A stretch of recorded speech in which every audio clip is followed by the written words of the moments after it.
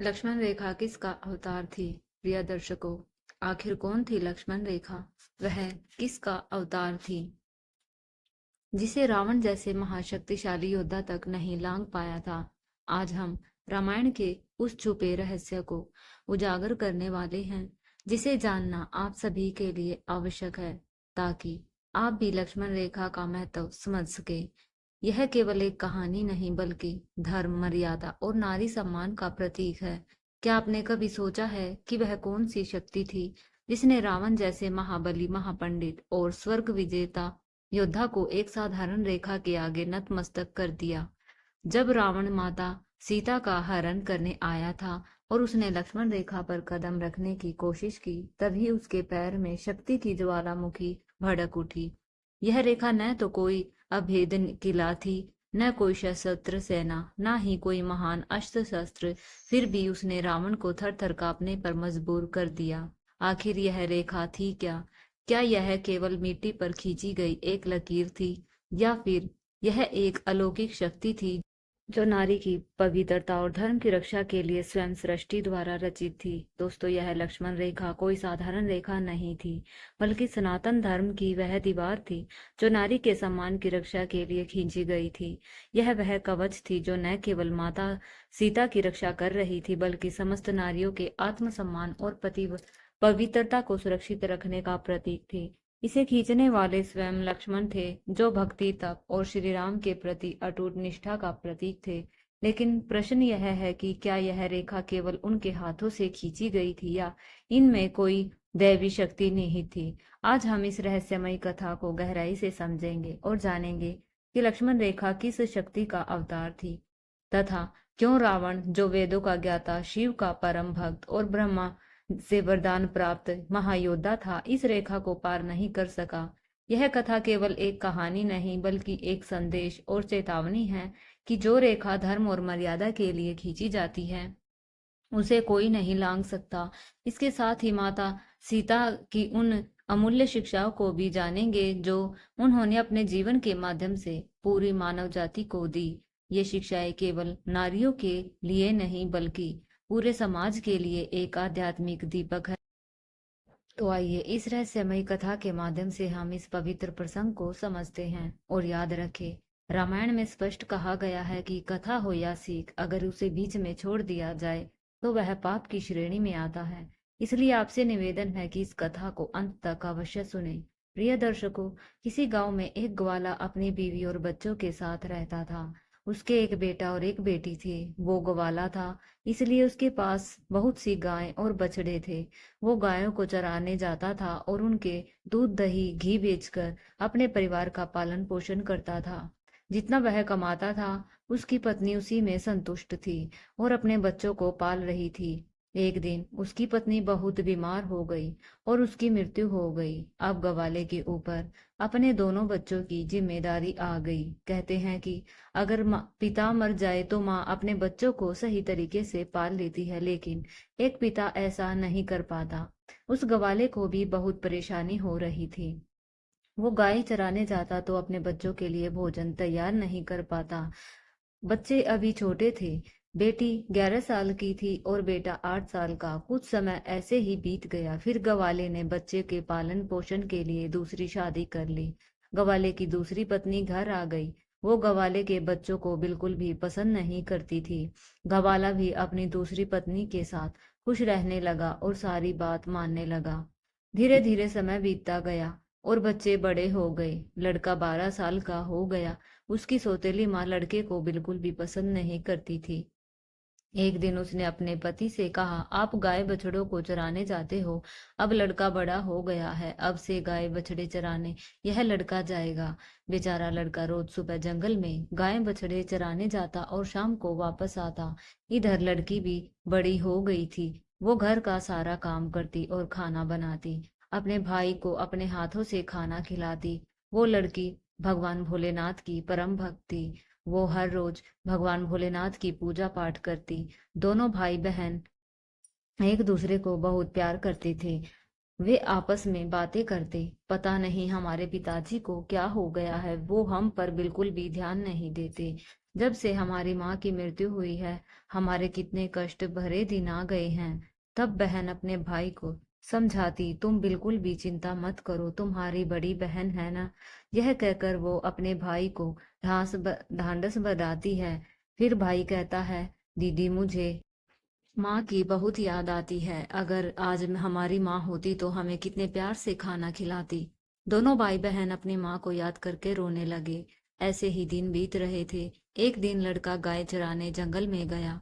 जंगल में उसे एक शेर मिल गया। लड़का दौड़कर एक पेड़ पर चढ़ गया और बोला, शेर भाई तुम मुझे क्यों खाना चाहते हो? शेर ने कहा, भाई मैं बहुत भूखा हूँ, अगर तुम चाहते हो कि मैं तुम्हें न खाऊं तो तुम मुझे एक गाय या बछड़ा दे दो, जिसे खाकर मैं अपनी भूख मिटा सकूं।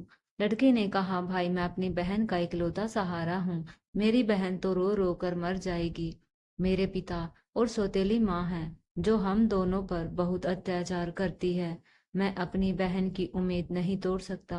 अगर फिर भी तुम मुझे खाना चाहते हो या गाय बछड़ा खाना चाहते हो तो मैं तुम्हें नहीं दे सकता, क्योंकि इसके लिए मुझे अपने माता पिता से पूछना होगा। शेर ने कहा, ठीक है, कल तुम अपने माता पिता से पूछकर आना। लड़का शाम को घर गया और अपने पिता से कहा, पिताजी आज मुझे जंगल में शेर मिला। अभी पूरी बात भी नहीं हुई थी कि उसके पिता ने उसे चांटा मार दिया। वो रोने लगा। रोते रोते उसने कहा, पिताजी मैं आपसे कुछ कहना चाहता हूँ, आप मेरी बात को सुन लीजिए। जैसे तैसे लड़के ने अपने पिता को सारी बात बताई कि जंगल में उसे एक शेर मिला था जो उसे और गाय बछड़ों को खाना चाहता है। यह बात यह सब बात उसकी सौतेली माँ सुन रही थी। उसने कहा, गाय और बछड़ा कम नहीं होने चाहिए, पता है वो कितने कीमती है। उनके दूध से ही तो हमारा घर चलता है और तुम्हारे बिना तो हमारा कुछ नहीं बिगड़ेगा, इसलिए अच्छा है कि शेर तुम्हें खा जाए। बेचारा लड़का दुखी मन से अपनी बहन के पास गया। उसकी बहन ने उसे खाना खिलाया और पूछा, तुम इतने उदास क्यों हो? लड़के ने सारी बात अपनी बहन को बताई। तब उसकी बहन उसे समझाने लगी, तुम तो मेरी जिंदगी का आधार हो भाई, तुम्हारे बिना मैं जीने की सोच भी नहीं सकती। अगर तुम्हें कुछ हो गया तो मैं भी जिंदा नहीं रहूंगी, इसलिए तुम जंगल जाओ और एक बछड़ा शेर को खाने के लिए दे देना।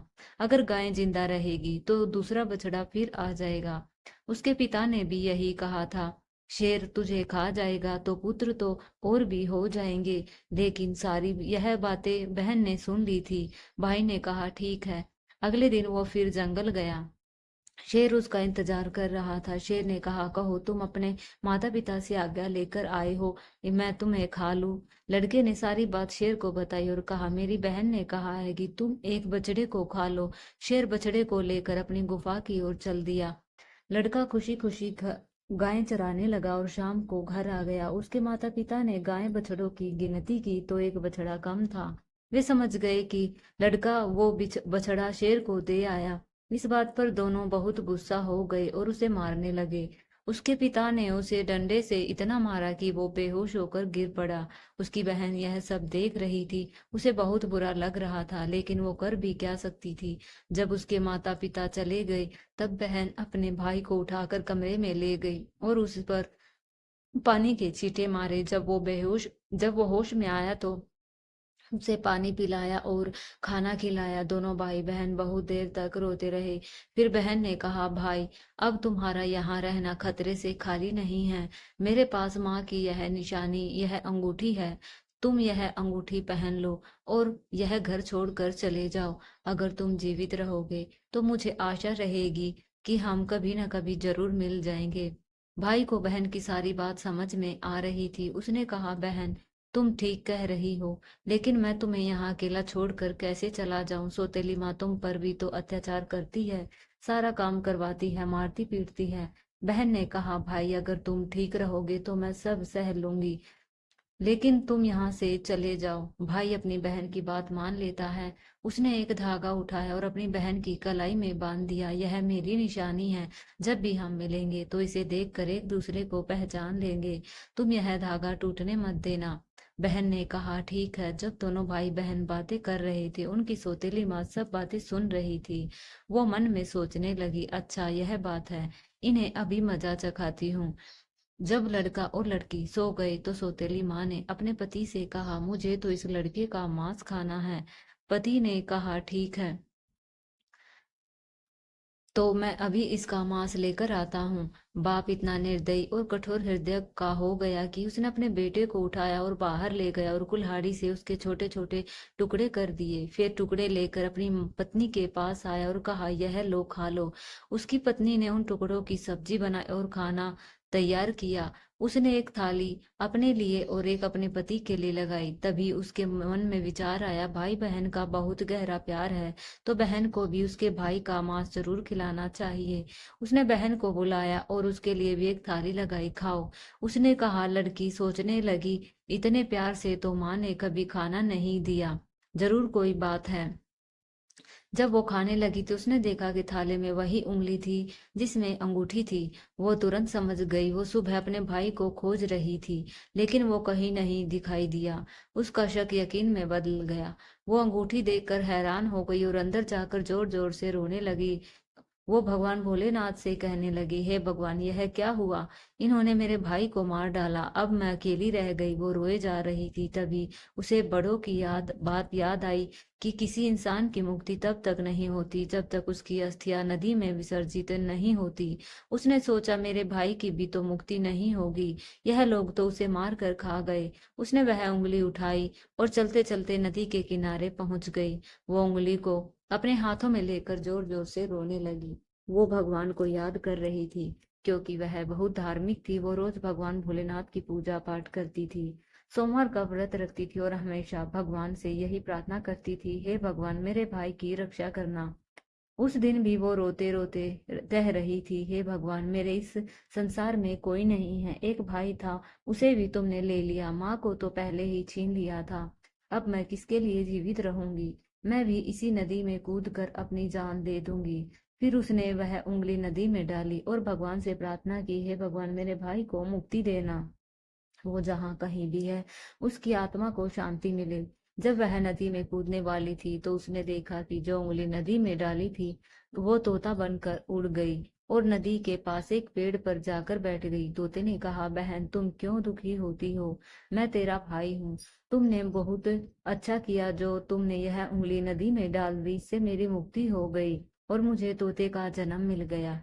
बहन, तुम चिंता मत करो, मैं तोता बनकर भी तुम्हारी हर तरह से मदद करूंगा। हम दोनों आपस में सुख दुख की बातें किया करेंगे। यह देखकर बहन बहुत खुश हो गई।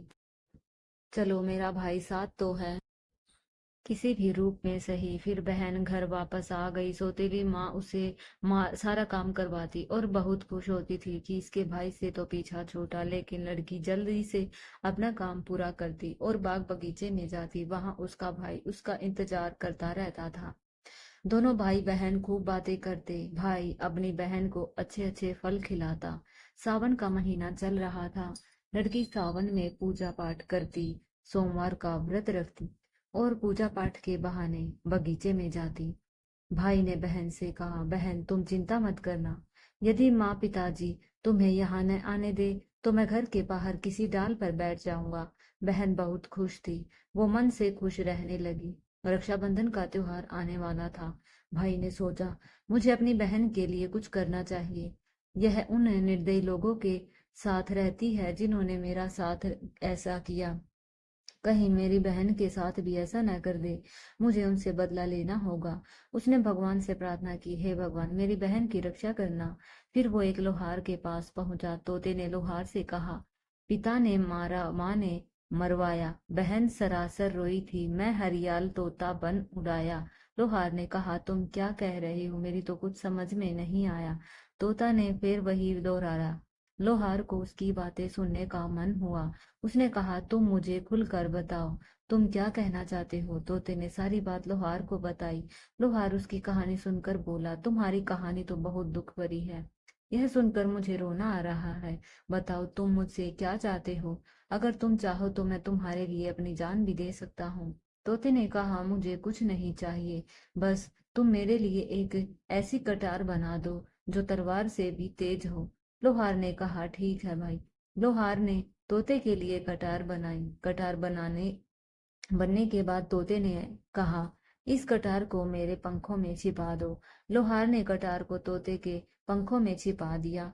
तोता वापस पेड़ पर आ गया। उसने अपनी बहन को कुछ नहीं बताया। उसकी बहन उससे मिली, बातें की, साथ में भोजन किया और घर वापस चली गई। अगले दिन तोता एक सुनार के पास गया। उसने सुनार से भी वही बातें कही। पिता ने मारा, माँ ने मरवाया। बहन सरासर रोई थी। मैं हरियाल तोता बन उड़ाया। सुनार ने कहा, तुम क्या कह रहे हो? मेरी समझ में कुछ नहीं आ रहा। तोते ने फिर वही दोहराया। सुनार को उसकी बातें जानने की इच्छा हुई। उसने कहा, तुम मुझे सीधे सीधे बताओ, तुम क्या कहना चाहते हो? तोते ने सारी बात सुनार को बताई। बहन ने कहा, भैया, वे गहने तो माँ ने छीन लिए। ये सुनकर तोते को बहुत गुस्सा आया। वो बोला, बस अब इसके पाप का घड़ा भर चुका है। अब इन्हें सजा मिलनी चाहिए। तोता घर के बाहर एक पेड़ की डाल पर बैठ गया और इंतजार करने लगा। उसके माता पिता कब बाहर निकले। लड़की बाहर कुछ काम कर रही थी। उसकी सौतेली माँ किसी बात पर उसे डांट रही थी और मार रही थी। तभी उसका पिता भी बाहर आ गया और लड़की को मारने लगा। यह सब तोता पेड़ पर बैठकर देख रहा था। उसे यह सब देखा नहीं गया। वो अपनी सौतेली माँ और पिता पर झपट पड़ा। उसके पंखों में जो कटार थी उसने दोनों की आंखों में घुसा दी। अब दोनों अंधे हो गए और तड़पने लगे। फिर उसने अपनी चोट से कटार उठाई और उन दोनों पर वार कर दिया। दोनों जमीन पर गिर पड़े। तोते ने कहा, तुम दोनों ने बहुत पाप किए हैं, मैं तुम्हें नहीं छोड़ सकता। वे दोनों बोले, तुम्हारा हमसे क्या बैर है? तोते ने कहा, तुमने तो मुझे मार कर खा लिया और पूछ रहे हो तुमसे क्या बैर है। फिर दोनों तड़प तड़प कर मर गए। तोता अपनी बहन से बोला, चलो अब हम यहाँ नहीं रहेंगे। अगर यहाँ रहेंगे तो हमें अपने दुख याद आएंगे और हम दुखी रहेंगे। उसकी बहन ने कहा, हाँ भैया, अब हम यहाँ नहीं रहेंगे। हम ऐसी जगह रहेंगे जहाँ कोई हमें अलग ना कर सके। वे वहां से चल दिए। चलते चलते एक मंदिर में पहुंच गए। तोता बोला, बहन, इससे अच्छी जगह हमें कोई नहीं, कहीं और नहीं मिल सकती। अब दोनों भाई बहन उस मंदिर में रहने लगे। बहन तो पहले से ही पूजा पाठ करती थी, सोमवार का व्रत रखती थी। अब तोता भी पूजा पाठ करने लगा। पास में ही एक सरोवर था। वह अपने पंख गीले करके लाता और भोलेनाथ के दिन पर जल चढ़ाता। लड़की भी भगवान भोलेनाथ और पार्वती की पूजा करती। जैसे ऐसे ही दिन बीत रहे थे। उनकी सच्ची भक्ति को देखकर एक दिन माँ पार्वती ने भोलेनाथ से कहा, देखो कितने दुखी भाई बहन हैं। इन्हें देखकर मुझे रोना आता है। यह कितने तन मन से आपकी सेवा कर रहे हैं। आपको इनका दुख दूर करना चाहिए। भोलेनाथ बोले, हे पार्वती, यह तो संसार सागर है, हम किस किस का दुख दूर करेंगे। लेकिन पार्वती माँ हट करने लगी कि नहीं भगवान, आपको अपन इनके दुख को दूर करना ही होगा। पार्वती माँ के हट के आगे भगवान भोलेनाथ मान गए। जब दोनों भाई बहन पूजा कर रहे थे तो भगवान भोलेनाथ और पार्वती प्रकट हुए। उन्होंने उनसे मनचाहा वर मांगने को कहा। लड़की ने कहा, हे भगवान, मुझे कुछ नहीं चाहिए। मैं तो बस इतना चाहती हूँ कि मेरा भाई पहले वाले रूप में आ जाए और हमें कोई अलग ना कर सके। उसकी यह बात सुनकर भगवान भोलेनाथ और माता पार्वती बहुत खुश हुए। उन्होंने वरदान दिया कि उसका भाई पहले जैसा हो जाए। भगवान भोलेनाथ और पार्वती की कृपा से वो लड़का पहले जैसे हो गया। अब भाई बहन खुश हो गए थे। वे खुशी खुशी भगवान भोलेनाथ की पूजा करने लगे और बड़े प्यार से रहने लगे।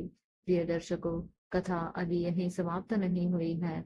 अब हम जानेंगे आखिर कौन थी लक्ष्मण रेखा, जो वो किसका अवतार थी जिसे रावण जैसे महाशक्तिशाली योद्धा तक नहीं लांग पाया था। इस रहस्य को जानने से पहले हम आपको माता सीता की 3 अमूल्य शक्तियों को जानते हैं। उनकी शिक्षाएं केवल उनके समय के लिए नहीं, बल्कि कलयुग के प्रत्येक मनुष्य के लिए एक मार्गदर्शक है। आइए इन 3 शिक्षाओं को विस्तार से समझे। पहली शिक्षा, प्रेम में समर्पण न की अधिकार। माता सीता ने अपने जीवन से यह सिखाया है कि सच्चा प्रेम वह नहीं जो केवल पाने की इच्छा रखता है, बल्कि वह है जो हर परिस्थिति में समर्पण और निष्ठा का मार्ग का साथ निभाया जाता है। जब रावण ने उनका अपहरण किया तब वह शारीरिक रूप से श्री राम से दूर थी, लेकिन उनके मन, वचन और कर्म केवल श्री राम ही बसे थे। उन्होंने रावण के सभी प्रलोभनों को ठुकराया और अपने पति के प्रति अटूट निष्ठा बनाए रखी।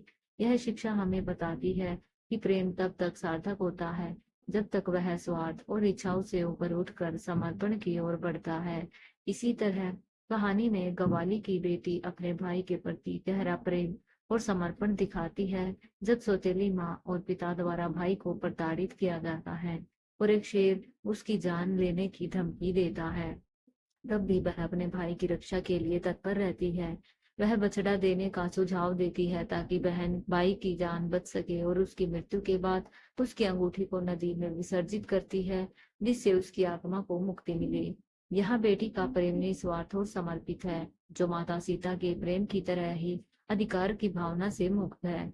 दूसरी शिक्षा यह है कि धैर्य और मर्यादा संकटों को पार करते हैं। माता सीता को जीवन में कई कठिन परीक्षाओं से गुजरना पड़ा, चाहे वह अग्नि परीक्षा हो या समाज के लांछनों का सामना। उन्होंने कभी क्रोध व विद्रोह का मार्ग नहीं चुना, इसके बजाय उन्होंने धैर्य, करुणा और आत्मसम्मान का सहारा लिया। यह हमें सिखाता है कि जीवन की विपत्तियों का सामना धैर्य और मर्यादा के साथ करना चाहिए।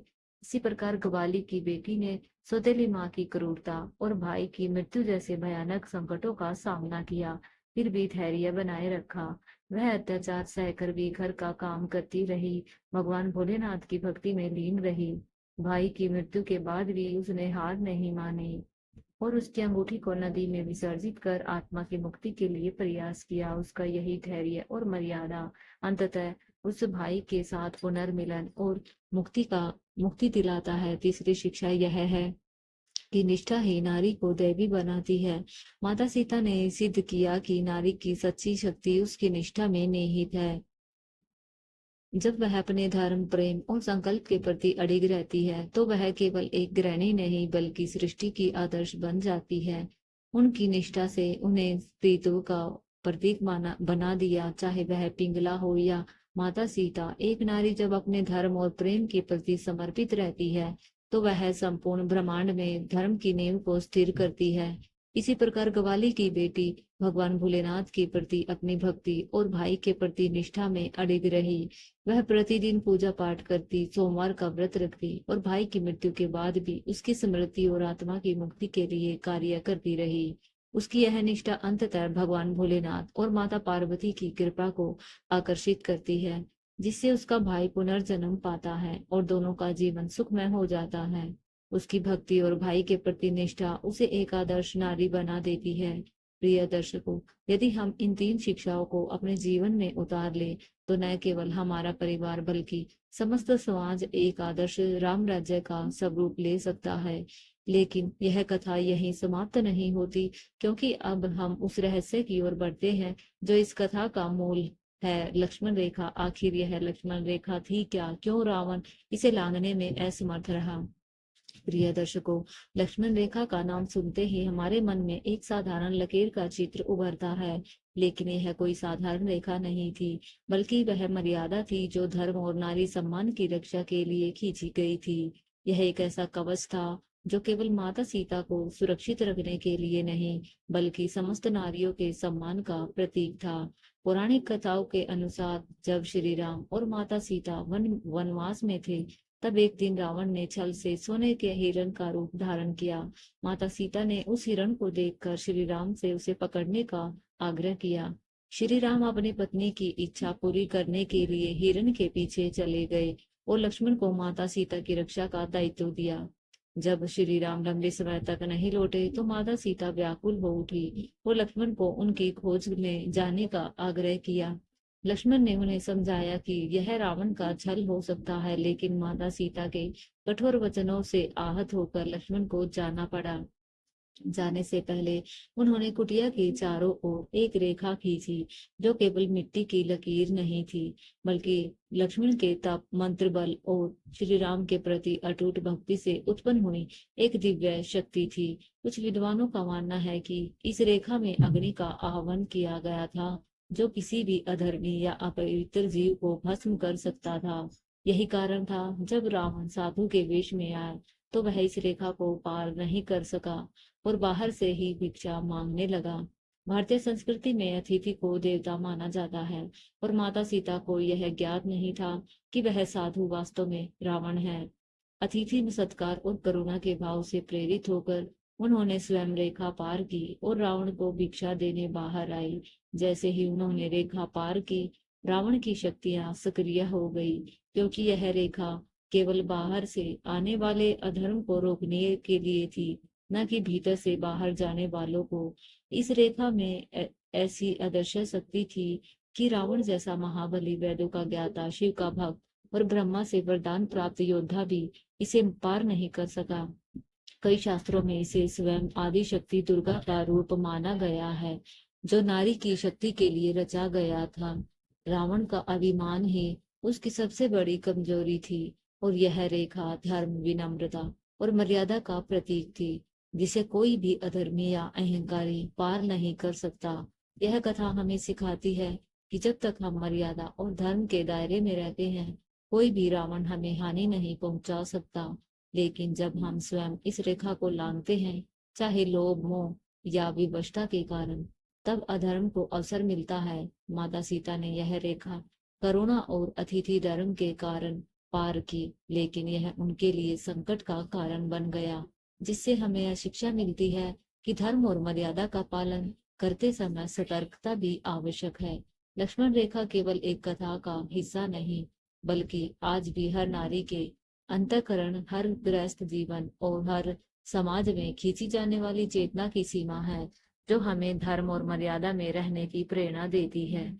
रावण जैसा महान तपस्वी भी इसे पार न कर सका, क्योंकि वह धर्म की सीमा में नहीं था। इसलिए लक्ष्मण रेखा हमें यह संदेश देती है कि धर्म, मर्यादा और सतर्कता ही वह शक्ति है जो हर संकट में रक्षा करती है। जब तक हम इस रेखा के भीतर रहते हैं, कोई भी रावण हमें छू नहीं सकता। यह रेखा नारी सम्मान, धर्म और मर्यादा की रक्षा का प्रतीक है, और हमें प्रेरित करती है कि अपने जीवन में सदैव ऐसी लक्ष्मण रेखा बनाए रखें।